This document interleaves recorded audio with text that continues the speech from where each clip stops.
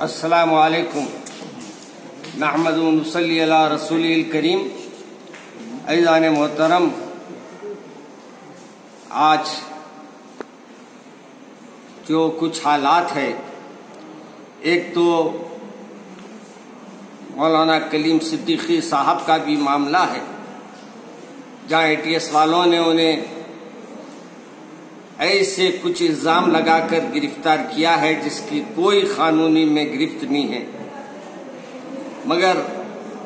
مسلمانوں سے ایسا محسوس ہو رہا ہے کہ ایک طرفہ یہ لوگ مسلمانوں کو پریشان کرنے کا تہیہ کر لیے ہیں۔ میں مولانا کی فوری رہائی کا جہاں حکومت سے مطالبہ کرتا ہوں، وہیں تمام علماء کرام سے بھی میری گزارش ہے کہ وہ اپنا بھی احتجاج ویڈیو کے ذریعے، آڈیو کے ذریعے زیادہ سے زیادہ اس کو تشہیر کرے، تاکہ یہ آواز حکومت تک پہنچ سکے، اور ان کو احساس دلانا بھی ہمارا ضروری ہے، ورنہ یہ حال ہو جائے گا کہ جب دل بولا کسی بھی عالم کو اٹھا لیں گے، کسی بھی عالم کو گرفتار کر لیا جائے گا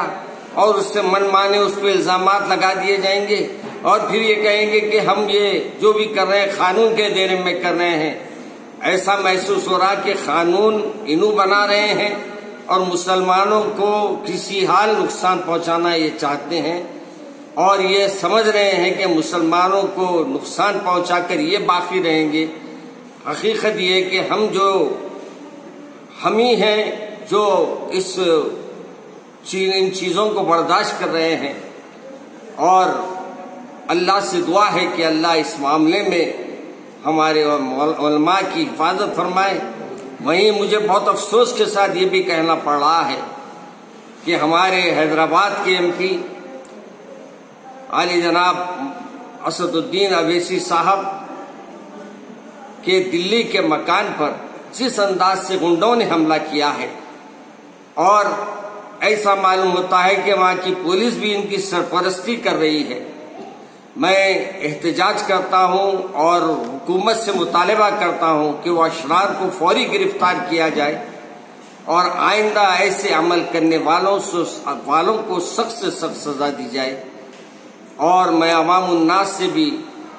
اپیل کروں گا کہ وہ بجائے اس کے کہ طیش میں آ جائے، ہوش اچھا ہے، جوش کے ساتھ، جوش بھی اچھا ہے، ہوش